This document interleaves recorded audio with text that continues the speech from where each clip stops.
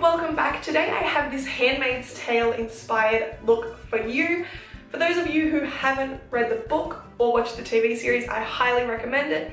This is of course based on the character Janine, who is an absolute crazy cat. But one of her main features is that she does not have one eye. But I'm not going to say any spoilers, so I'm just going to leave it at that. But I do highly recommend watching the TV series as it is incredible. Now in the tutorial today, I'm going to show you how to sculpt the eye and apply the eye. This is of course just painted on. I did not have a long sleeve red shirt, which I don't understand why that's not in my whole wardrobe. But apparently I don't have one. If you do want to see how to create this headpiece, which is a bonnet and the actual, I don't know exactly what this is, cone of shame.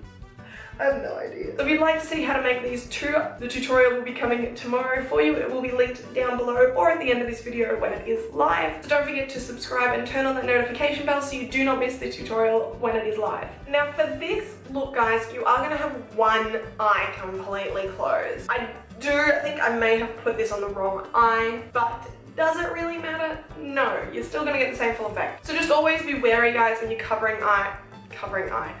one of your eyes, that you need to be so careful not to get any product in it or anything like that, especially not to put any hard products over your eyes that may, if say you fall or you hit your head, that it will penetrate your eye. I am using just a small gelatin prosthetic that'll sit over my eye like this. I'm not putting any straws, any bits of wood, any spikes of any kind, because the risk is just too high. You do not want to actually lose your eye.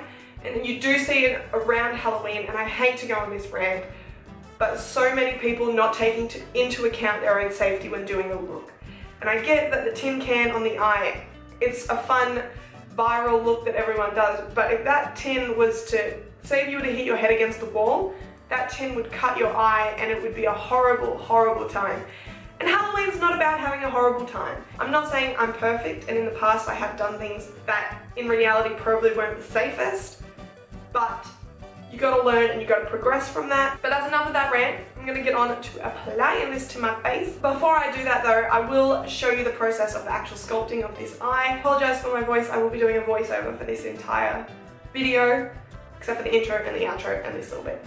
So please excuse me, I'm sick, but I need to film. So let's get cracking. Before you get started on this sculpt, you will want to get your hands on some non-air drying clay and a reference photo, and then just get straight into sculpting on a face cast. I would highly recommend using a face cast for this, as it will fit your face perfectly. However, that you probably nearly could get away with doing it on a flat mold. Now when sculpting onto a face cast, or just sculpting in general, I like to really start with a nice smooth base. So I build up the amount of clay that I will want, making sure to not make it too thick, otherwise it will look quite unrealistic, and just smoothing it out so you've got a nice base to start with.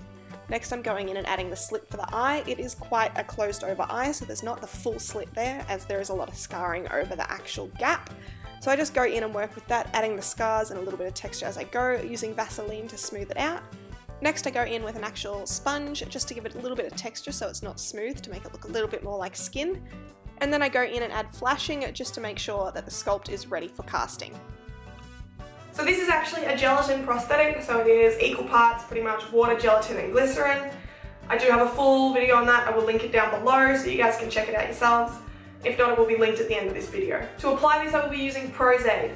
That is just my adhesive of choice, but I will advise as well to get any prosthetics off that you do have some isopropyl myricate and some witch hazel at hand for the process of taking it off. Once you start to actually put the Prosthetic on your eye, you will want to make sure you do not open it, otherwise your eyelid will stick together up the top and your eyelashes will get stuck to it, and it's just not a great feeling in general.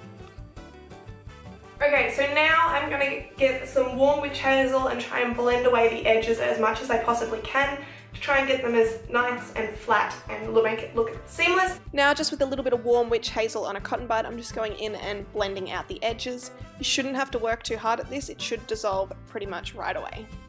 Now I'm going to let that fully dry, as the witch hazel has now made it a little bit tacky. As well, I'm not going to use alcohol activated paints for this. I would if I was doing it just for an actual look, but because it is Halloween and I want to make it more readily available for you guys to be able to do this, I will just be trying to use makeup products and stuff that is more easy to obtain or a little bit cheaper. I will, however, powder this. I'm just passing my translucent powder and really just putting that around the edge where there might be some shine. Now, I do understand that the seams on this are not perfect, but as I am doing it to myself, there are certain parts that I cannot see, but I'm just going to work with it. Now, to make it a nice even base, I'm going to go in with the Thin Lizzy concealer, as I think that is the most like full coverage concealer that I do have. However, you could of course just go in with foundation and hope that it does cover it enough. So just with the concealer, I'm going in and applying that to both the prosthetic eye and my non-prosthetic eye, just to really make the colours kind of match, to make it look a little bit more even. Then once that's done, I'm just going to go in and blend it out with a beauty blender or just a makeup sponge of any kind, just to really make sure it's seamless into the skin. I then just brought the concealer down to any spots that I did have, just to make it look a little bit more seamless. They don't wear much makeup in this show, so you do want to go for quite a natural look. However, if you do have to put a little bit to cover some red spots, go for it. I then just go in and set it with the No Colour translucent powder that I used before. Then once you're happy with the base, it's time to go in and add the colour to the eye. I'm just starting out with the red in the Ben Nye Bruise Wheel, and then I'm just going in and just kind of making the whole area look slightly irritated. Not like it's fresh, but like it's still healing, like the flesh gets a little bit pink to it. Now just with the maroon, I'm just going in and applying that right along the kind of the gap where the eye would be closed, just to deepen it, but not make it too dark.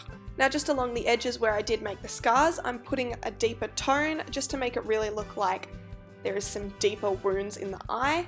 Then with the concealer, I'm going on top of where the scars are just to really lighten them and make it look like they are higher. And there you go, that is the finished prosthetic. Well, there you have it, guys. This is my Janine inspired look from Handmaid's Tale. As I said earlier, highly recommended if you have not watched it already. It is killer. Now, of course, this eye prosthetic could be used for any look. It does not have to be this. If you're wanting a scarred eye, somebody without an eye, I mean, you could probably even turn it to a, ooh, maybe this is spoilers. So if you have not got up to date with The Walking Dead, I mean, I think it's probably been a couple seasons now, but still, heed my warning, you could of course always turn this into a Carl from The Walking Dead look, as he does lose an eye. But thank you very much for watching. Don't forget, if you did want to see how this whole bonnet headpiece is made, I will leave a link at the end of this video to the tutorial that will be coming out tomorrow. So don't forget to like and subscribe and turn on that notification bell so you do not miss any of my 31 tutorials coming over Halloween. But thank you so much for watching, and I'll see you tomorrow. Bye!